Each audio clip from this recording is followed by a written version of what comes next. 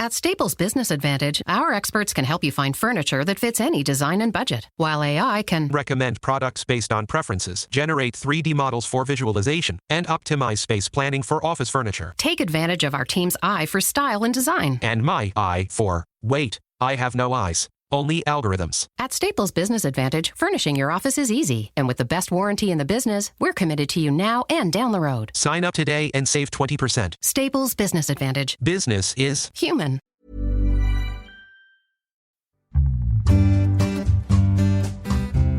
There are a lot of platforms out there which really don't cater to beginners. They have great features, but when you're first starting out, you want something that's not intimidating, something that's easy to use. G'day and welcome back to Shares for Beginners. I'm Phil Muscatello. How do you buy and sell shares? It's a very basic question, especially now that so many options are becoming available. As you've heard on past episodes, it used to be via landline, phone and paper documents. Then it went online in the 90s. Now you can invest on your device of choice. Joining me today is Robert Francis. G'day, Robert. Good morning. Good morning. Robert's the Managing Director of eToro, a platform that aims to remove barriers and make online trading and investing more accessible to the everyday user. It's also about zero fees, which is quite exciting. And we'll find out all about that. So you worked in CommSec, which is your traditional, original online broker. How was that? What was it like working there? You were in the options desk, Yes, weren't you? when I first started, it was on the share broking side. Mm-hmm. CommSec was very small. It had just begun to dominate the market, I suppose. We were in a very small office. And then as it grew, I worked there for about a couple of years, and then I went to a rival company called TD Waterhouse, which is owned by TD Bank. And over there is where I got involved in options, and I ran the options desk over there. Well, CommSec decided to buy TD Waterhouse. I think they paid something like $1 for it. Because TD Bank were looking to get out of Australia, realising that CommSec kind of dominated the whole landscape at that stage. And I was offered the opportunity to go back to CommSec and run the options and international trading desk over there. It's like the mafia, isn't it? You try and get away and they pull you back in. That's exactly what I said to Michael Blomfeld, the CEO at the time. So culturally, you're working for eToro, you're managing eToro now. What's the difference like between, I guess it's quite a large corporate culture into what's now, is it a startup? Is it a platform? What's the correct term I should be using? I would probably say in Australia it's a startup. I mean, it's not a startup globally. We've been around since 2007. We've grown dramatically over the last 3-4 years. We've kind of doubled in size and kept doubling in size. But certainly here in Australia, it was a startup. I mean, when I came, I was the first person and then built a team. We're now 48 people. We'll probably be 60 by the end of next month because I'm currently recruiting. So it is growing very rapidly, but it's a fintech business more than your traditional finance broker. Let's start talking about coming in fresh to the markets, because that's who the listeners of this podcast are. What are some of the things they should be considering when looking at online trading platforms? I suppose it's finding something that you're comfortable with, a platform that you can understand, easy to use. There are a lot of platforms out there which really don't cater to beginners. They have great features, and maybe it's something that you would gravitate to once you've been trading for a while, because they may have the kind of either charts or fundamentals or whatever you might be looking for that can help you trading. But when you're first starting out, you want something that's not intimidating, something that's easy to use. And that's really what's important. But to be honest, it's not really the platform that's essential. It's more what you're looking to do on the platform and how you want to trade. I mean, they're the things that are more important. It is, isn't it? It's all about learning and getting your skills set up and everything. Is there kind of any advice that you give beginners that are looking to start? I'm sure you got plenty of advice. I do. I mean, the first thing that I would say to anybody looking to start, only invest what you can afford to lose. Do not put in your life savings into something because the fact of the matter is investing, sure, you can read about how somebody turned $100 into $500 or whatever denomination you want to use in that particular case. However, I could tell you many stories of other people where it's gone the other way. They've lost all their money. So the most important factor is, first of all, what you can afford to lose. The second thing is preservation of capital. What you want to do is get your money back. It's not about doubling your money. You know, it's too easy for people to think I'm going to turn this $100 into $200 and then 2 into 4 and on and on and on. No, it's about, just making sure that if you're investing in something, you can get it back. Warren Buffett talks about this a lot. Preservation of capital or return of capital is really what's important.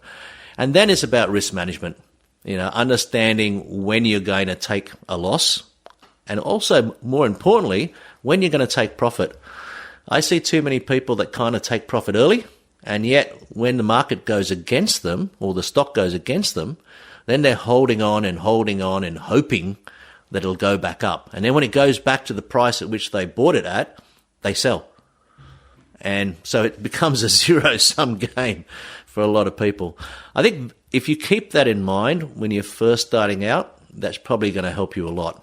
And then fourth thing is probably don't get caught up with jumping onto what is the so-called cool stocks to own. I mean, we've seen examples of this, only a couple of months ago with Hertz cars over in the US. This is a stock that was going into bankruptcy, and yet it spiked, doubled in value very quickly. Now, people that bought it when it was at the bottom, sure, did fine. A lot of people got in late because they heard Hertz was going through the roof, and they lost all their money because the market promptly turned around and went straight back down. The company is going bankrupt. So it's those kind of things that you need to be aware of, I think, when you're first starting. It is. It's also that thing where a lot of new people coming in, they're looking at ticker codes and what they've heard on some forum or some friend has talked to them about, but they're not actually researching and understanding what the business is all about. It's really important to understand what the business is about, isn't it? I think so, but at the end of the day, I don't think it's necessary for people to be looking at stocks that they don't know anything about and then doing research. At the end of the day, you can find investments out there or money that you want to invest in a particular company just by looking around. One of the first books I ever read on investing was Peter Lynch, One Up on Wall Street. And he talked about how, you walk around into a shopping mall and you look around and you see what's actually working. And there are many examples of this. You can go back and ask people, maybe 5-6 years ago, Apple. Now, Apple was, when you saw the queues, when a new iPhone was coming out, and you saw the queues that would go all around the building, and down the street, and it might be 400, 500 deep. That kind of tells you, hold on a second, this is a company that maybe I should be investing in. Would I be buying Apple now? Probably not. But back then, it was a good investment. And I think there's a lot of examples like that even now. I mean, if you're in construction, for example, and you're using a tool that you find to be fantastic, it gets the job done quickly, what's the name of the company producing that tool? Maybe that's something you should be investing in. So I think they're the kind of things that, first-time investors should be looking at rather than getting caught up with, Tesla, Amazon, Netflix, all these tech stocks that are in vogue right now. Yeah, or Afterpay here in Australia. Correct. Yeah, there's just people, because I've seen that with young people where they ask me, what do you think about Afterpay? And, no, you can't give that advice to people, and you can't tell them, you have to tell them that there's a whole bunch of other ways of investing in the market and keeping it safe and managing the risk, like you say. I mean, that's so important, isn't it, the risk management? The risk management is very important because that's the quickest way to lose money. Yeah. Because you can get caught up in buying Afterpay now, and it could be considered overvalued, being that it's worth more than, or considered to be worth a lot more than what it is. So as a result, I think this is where people get caught up. I mean, you only have to look at what happened in the US market last week when it fell, about 10%, and people lost money. And some of the tech stocks, even further. Yeah, exactly. Yeah. We should date stamp this because things are moving so quickly these days, aren't they? It's Wednesday, the 16th of September. And so last week, we did see that. But there's been a bit of a recovery since then. But I think that's what's going on at the moment. I mean, I've been talking to other guests and we're looking at how markets are performing at the moment. And there is that thing where there's nowhere else to put your money, isn't it? That seems to be taking hold. Yeah, that's correct. I mean, at the end of the day, low interest rate environment. If you're looking at maybe investing in property, depending on what you read, some people are saying property prices are going to remain at this level, maybe drop a few percent.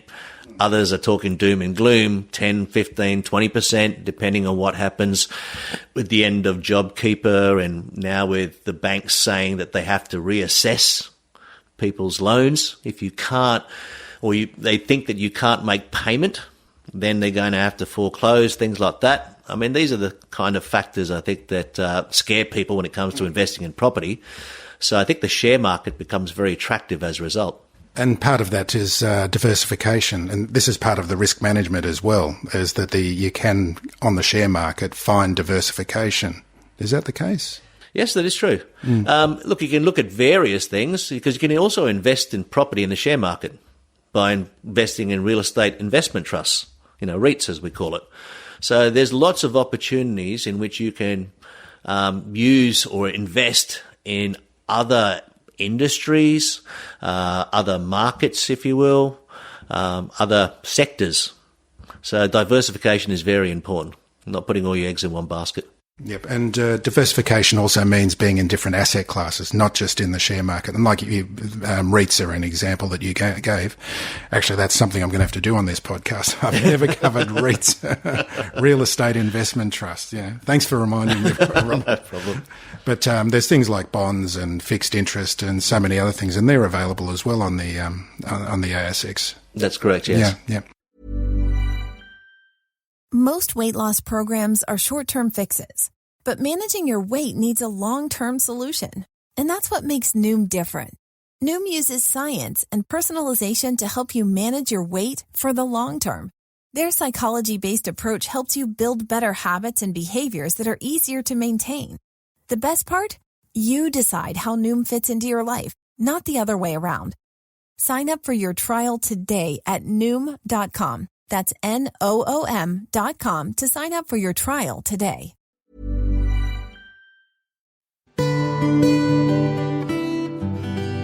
Tell us about zero brokerage. Which markets does it apply to? Okay, zero brokerage or zero commission. At the moment, it's just on the US market. We're looking to launch it for European stocks, hopefully by the end of this month. We're currently working on that. Primarily it'd be around the UK, German stocks, but across Europe. And then hopefully in the new year, we're looking to launch Australian stocks. So that's the last part of the whole plan.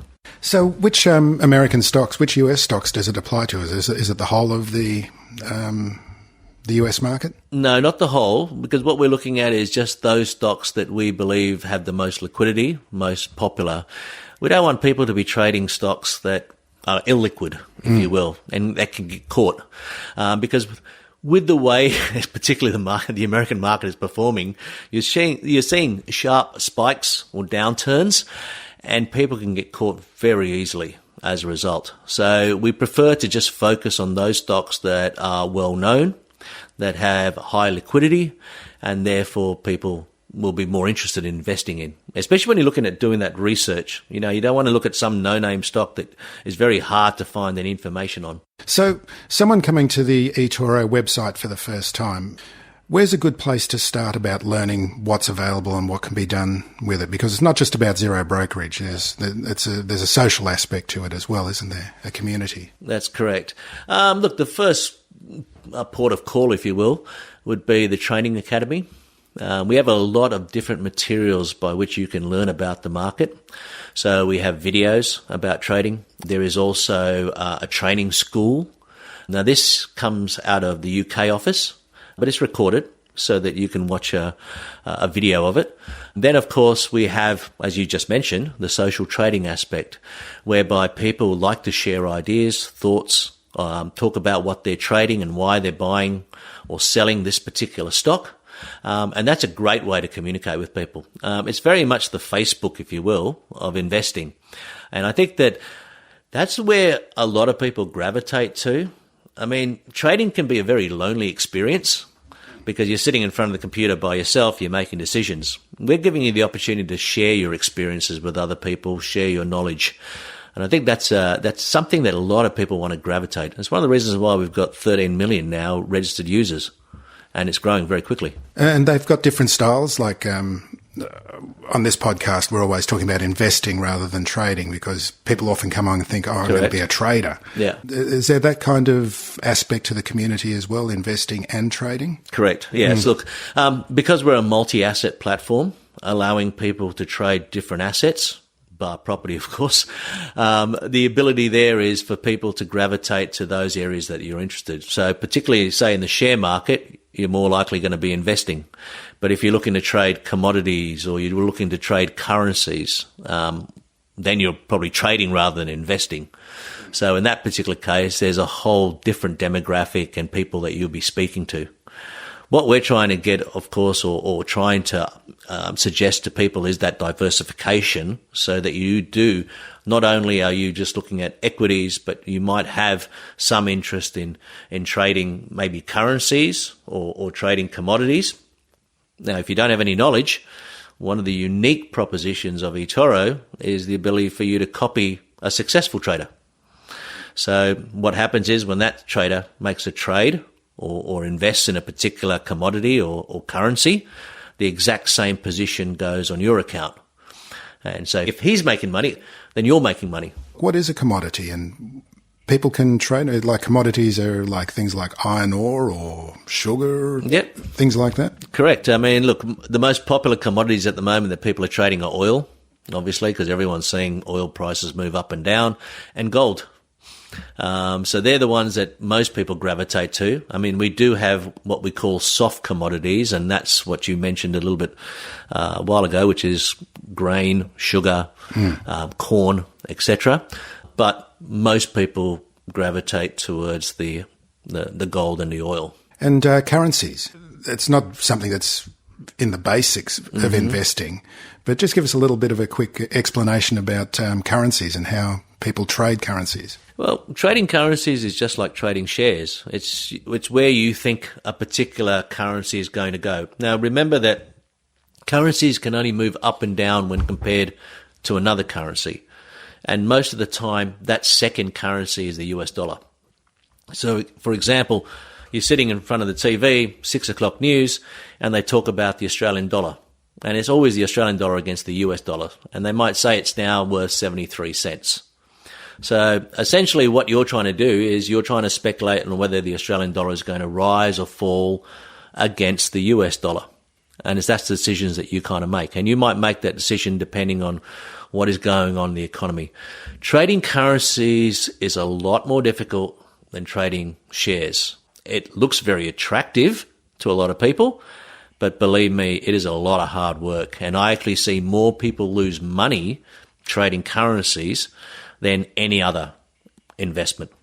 And you have inbuilt checks to constrain people jumping into areas that they don't understand, don't you, Yes. in the platform? Basically what we do is when you first register on the platform, we will ask a series of questions, and then depending on your response, we'll determine what you can invest in.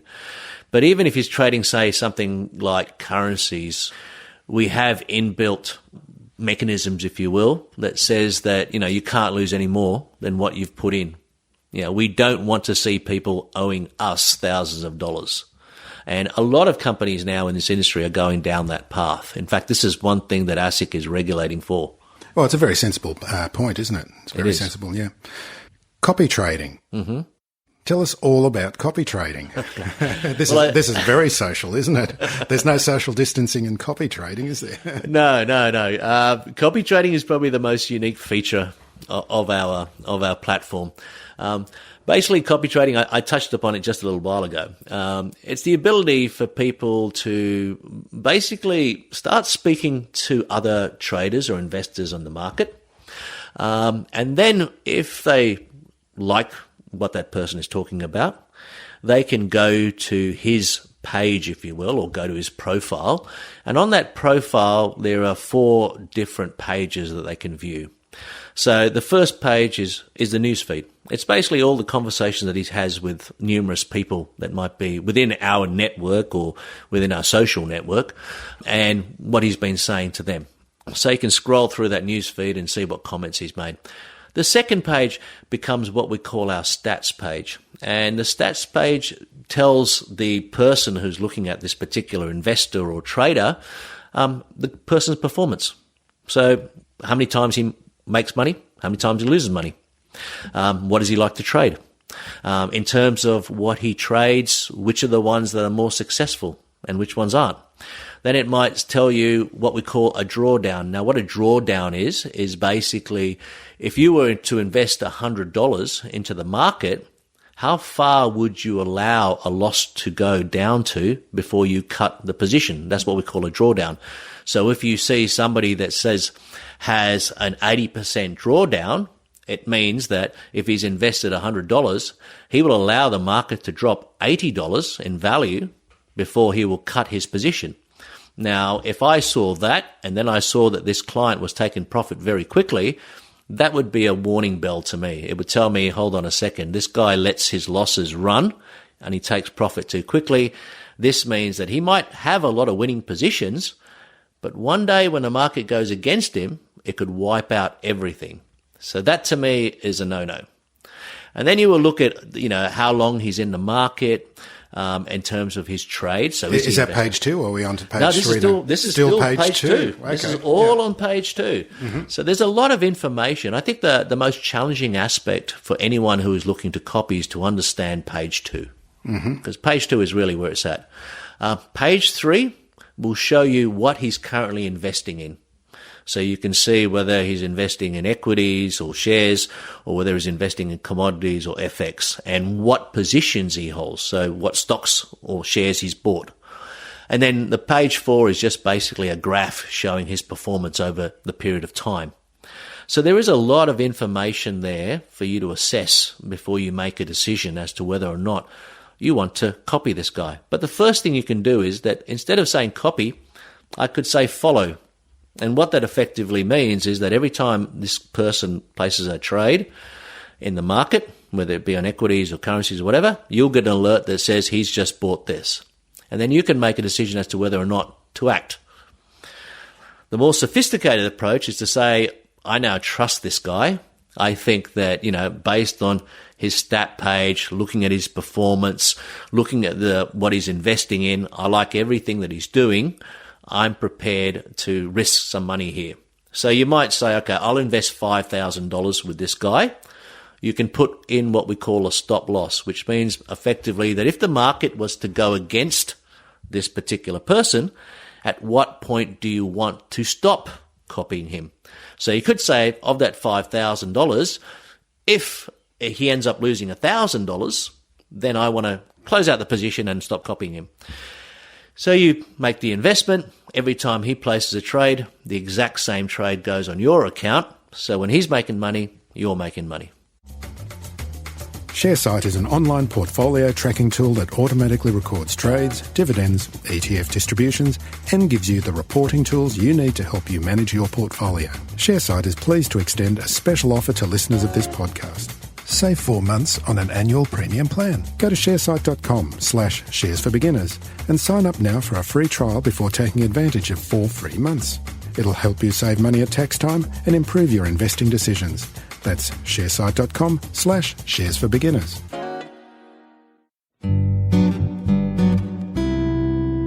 What's the minimum amount you can put into a copy trader like that?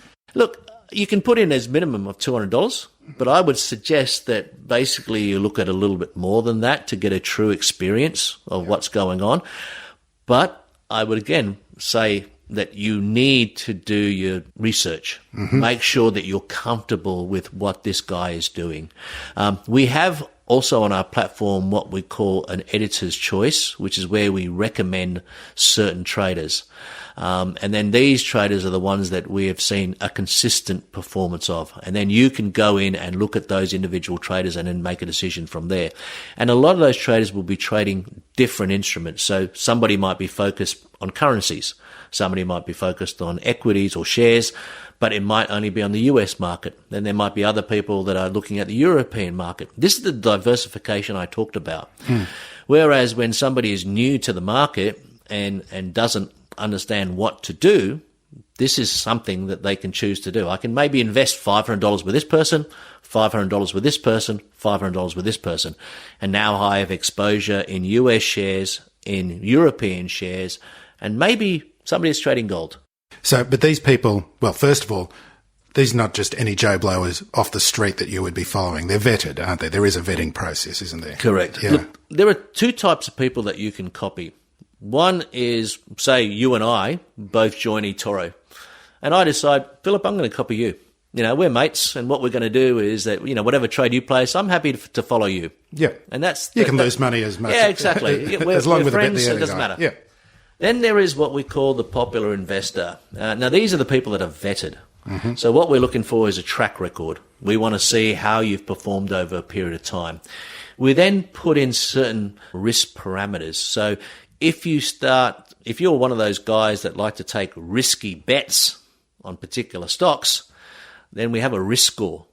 And once your risk score gets above a certain amount, you're blocked from being copied. So we're essentially saying we don't want people to be gambling with their money, hoping that they're going to see excessive returns and then getting people to copy them. That makes no sense. We believe in responsible trading. And do people find this a good learning experience? They actually learn from it, or is it a lazy way of doing it? It's a bit of both. I mean, at the end of the day, it is a learning experience. It's up to the individual, I guess, isn't exactly. it? Yeah. It's what you put in and what to take out. At the end of the day, we have some people that are happy to say, I'm going to copy 3 or 4 traders, investors, and I don't want to know anything about it. As long as they're returning me money, I'm happy. And we've got some very good, successful traders. Look, I think we need to make it very clear. We've got 13 million registered users, but less than 1,000 popular investors. So we are really picking the cream of the crop here. We are not looking at just anybody can become a popular investor. Anybody can start having people, you know, copy them.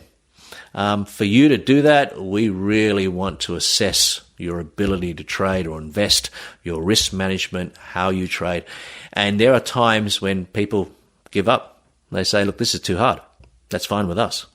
And that's what we're looking to do.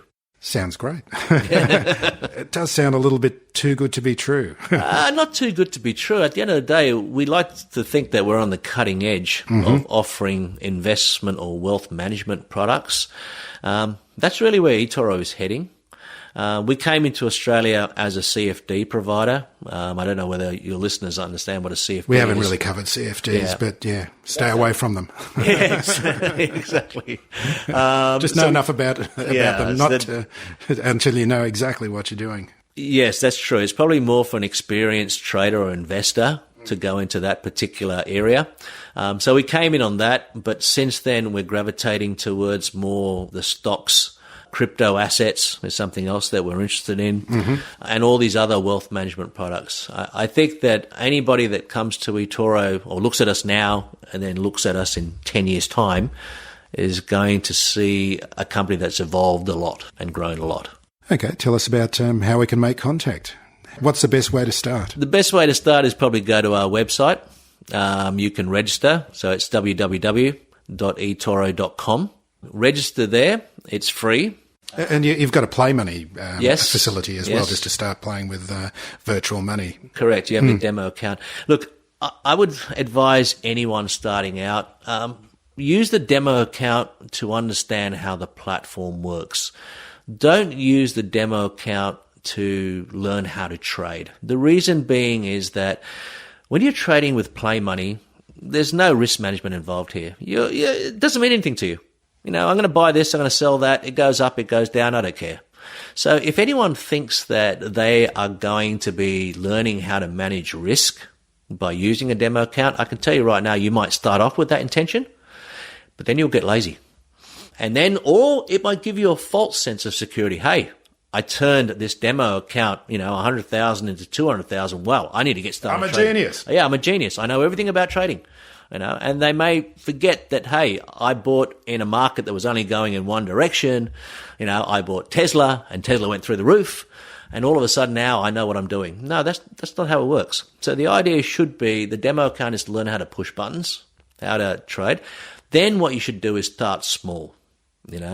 Understanding though that, if you're investing, say, $200 or $50 or $100, you're not going to try and make $100. It's about conservatism in terms of your trading. Yep, this is the one thing I keep on hammering into people, and it's a quote from one of our previous guests. Match your risk to your experience. Correct. It's just such a beautiful... That's a great quote. Yeah, it's a great quote. Yeah. Yeah. And that's very accurate, particularly when you're first starting out. And I think too many people get caught up with this idea. They get this false sense of security. And when they put real money in, that's when you start to second guess. You start to realize, hold on a second, that could be money for my children's education. Or if you're a young person, I'm trying to, invest or put down a deposit for a house. Yeah. So hold on a second. I have to be very careful. And it's when those doubts occur that you then wait, the market goes up, it goes up, it goes up, and then finally decide, okay, I'm going to buy. And guess what? The market turns around and goes back down. And I see that time and time again. Whereas on the demo account, with this play money, hey, I think this is going to go up.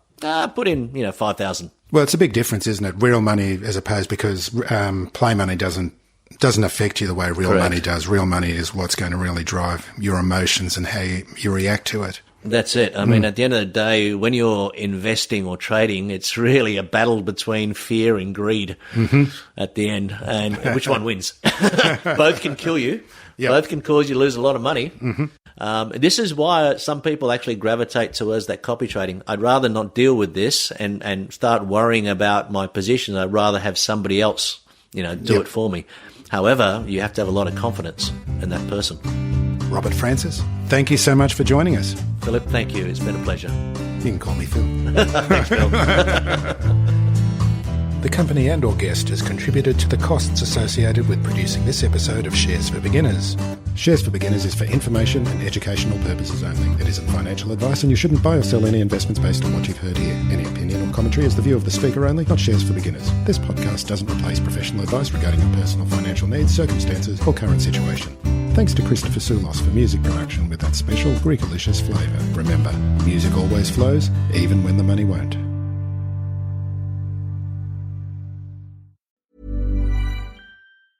At Staples Business Advantage, our team of experts can help you find the breakroom products to satisfy everyone's preferences, while AI can suggest popular items, monitor stock levels, optimize pricing, and automate reordering. AI can do a lot of things. But I can never know the taste of a truly great cup of coffee. Sigh. But you also can't get hangry. This is true. At Staples Business Advantage, we help you select from 2,000 breakroom products, so you can be sure there's something for everyone. Yum. Sign up today and save 20%. Staples Business Advantage. Business is human.